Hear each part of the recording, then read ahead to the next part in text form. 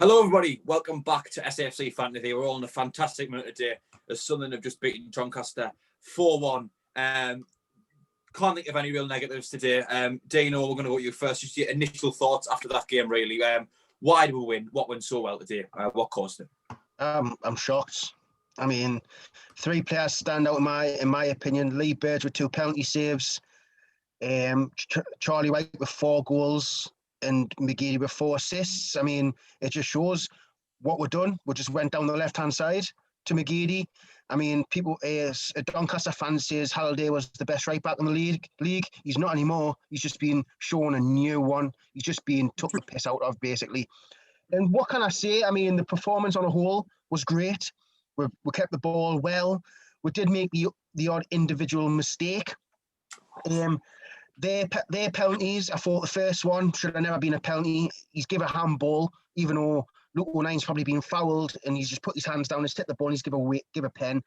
Baffles me, that decision, but Lee Burge saves it. I know it went straight down the middle, but as a keeper, you're told if you dive, make sure you're as big as you possibly can be. He's left his feet there, set his foot, and he saved it. The second penalty, I would say it was a penalty. The lad went left, then went right. McFadzean brought him down. But the penalty was terrible. But at the end of the day, Lee Burge has still got to go the right way, which he did. And overall, I mean, what else can I say? It was a great performance. I thought the 3 in the midfield of Power, O'Nine and Scowen worked really, really well. We didn't get overrun in midfield. The only thing I was a bit baffled on was some of the substitutions when he brought Luke O'Nine off and put Diamond on. I don't know if we changed formation or what, but that baffled me a little bit. But overall, 3 points, 4 goals, and what a win. Yeah, I completely agree about McGeady. I think the midfield was quite strong today, definitely. McGeady, I think he got 4 assists today. Every single goal came down that left-hand side. So Aaron, who was saying he's the best right back in the league, clearly not made, because McGeady completely tore him to shreds today. White taking his chances really well. I thought the midfield worked really well. We had a really good dynamic in terms of Scowen and O'Nine doing all the running, and Power just kind of pulling the strings. Scowen and O'Nine, one being more suited to defending, one being more suited to going forward and contributing in those areas. We're going to go to Mr. Bowers. Why did we win today? What went so well? What caused that great performance? Because the best right back in the league was playing. To be fair, you might have just had one bad game today. We don't know if we watch him regularly, but in general, it was the McGeady and White show, and McGeady, White, and Bird show. Basically, the team just clicked. I don't know whatever. Obviously, I think there were question marks about. At first, I was questioning what the team was because I didn't notice McFadzean was starting. And in general, the team, like I said, from minute 1 to almost minute 90. Obviously, there's a couple of moments where Doncaster had chances, but they're in the top 5. You know, they're going to have chances.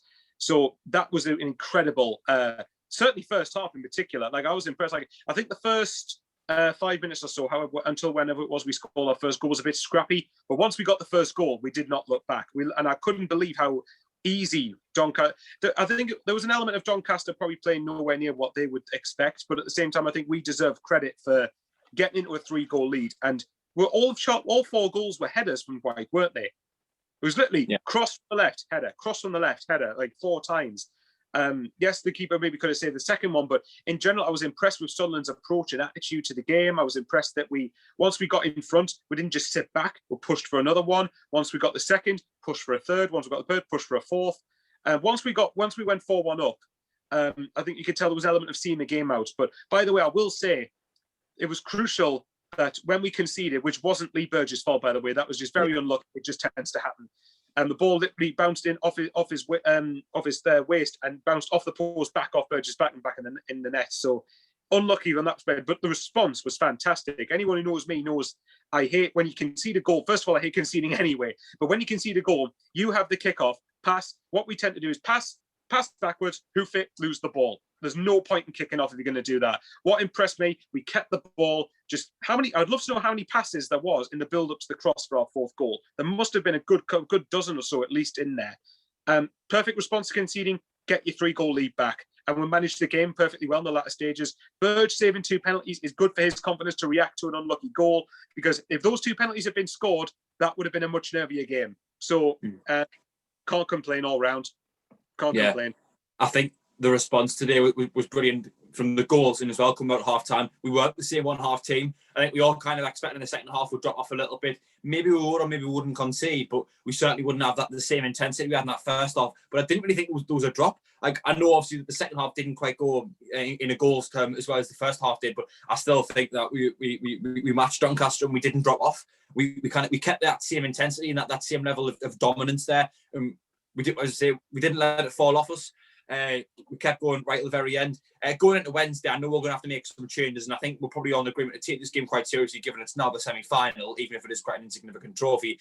Deane, I'll go to you first. What do you think we need to do going into Wednesday? Would you keep roughly the same team, or do you think we need to change things just purely to rotate? Change things. I mean, there's no need to risk Charlie White getting injured. Put O'Brien up there. Hopefully Rod Stewart's back. He can do something. John Jones get a bit fitness in.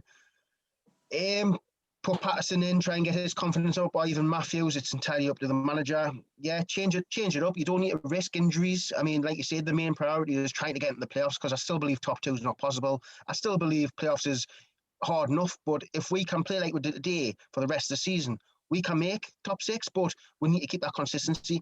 Will Lee Johnson just realise there now 4-3-3 works with these bunch of players, because we'll look strong in midfield, we'll look strong going forward, and we only conceded one goal. I mean, just play a strongish team, but don't go all out with your main players. So yeah, that's what I would say. Yeah, Michael, do you think we found a bit of a winning formula today with the formation and the players who played? Is there any excuse now to tamper with things if everyone's fit and fully available? I think in the case of the Lincoln game, I would still look at maybe slightly changing the formation if it suits the players we're going to play. I'm with Dino. I wouldn't play White. I wouldn't play McGee. In the main, I wouldn't play the main set of players, because if we get the final, obviously it's good. It's a good game at Wembley, even though we're not going to be able to go. But ultimately, the main aim is the league. And after Lincoln, we've got Burton next Saturday. Then you've got Fleetwood after that. Then you've got Crewe after that. You've still got a number of games after that in the league. And I think this game coming up, the Lincoln game, is the least. I mean, while you obviously want to win it, it's the least important out of the lot that we've got coming up. But just like I said, it's just about managing it. This is where we're going to have, hopefully we've got a bit of squad depth in certain positions, and this is where we're going to see it, because we're going to have a backlog of fixtures over the next month or so at least. Yeah, definitely. Obviously, we'll continue this conversation, I would imagine, tomorrow night over on the Sunday bunch. So we're going to look to wrap it up really there. But before we go, I know it's difficult because for me there was 3 standout performances today, but the man of the match, Dino, we're going to go to you first. Charlie White. And I know, like, McGeady done the legwork and whipped the ball in, but White's movement in the box was great. He finished all his headers, and his hold-up play was spot on. I thought he linked the midfield and attack up well. I just thought Charlie White had a solid game. It's probably one of the best performances I've seen him have, in my opinion. Michael? Can't disagree with any of that. Charlie White, whereas I said, I think if you look when we played Wimbledon, we won 3-0, and although White scored 3 goals, and there were 3 well-taken goals, especially the second one, I did feel in the game he was anonymous apart from the 3 goals, which I know sounds daft. But for this game, he scored at least 3. He scored, from his perspective, 4 very good headers, very well-placed headers, was on the end of things, was used his physicality to the level that I've been wanting him to see him use it since he came into the club, and his general all-round game was great. It capped off a very good team performance, but it's for me this time it's White. But Burge and McGeady equally deserve mentions. Yeah, I'm really tempted to go with McGeady, but I think after a player scores 4 goals, you can't go with anything but White. You kind of give it anyone but White. It's 4 goals. He took them so well, and you got to remember he's still got to find that half a yard of space in the box, which he does so well. Dropping a shoulder and turning, and he was there to finish every single time. McGeady did great, and of course Burge kept us in the game. I think you've got to give it to White really with the goals he's got. Anyway, we're all over the moon. We're all buzzing. We're all happy. We'll be coming back next Sunday night for the Sunday bunch, 7 p.m. I'm sure we'll discuss the game a little bit more in detail and go into certain players. But thank you to everyone for watching. Leave a like if you have enjoyed it. Subscribe to SAFC Fan TV if you haven't. We've just hit 5.1 thousand. Big thank you to everyone who subscribed. And we'll see you tomorrow for the Sunday bunch.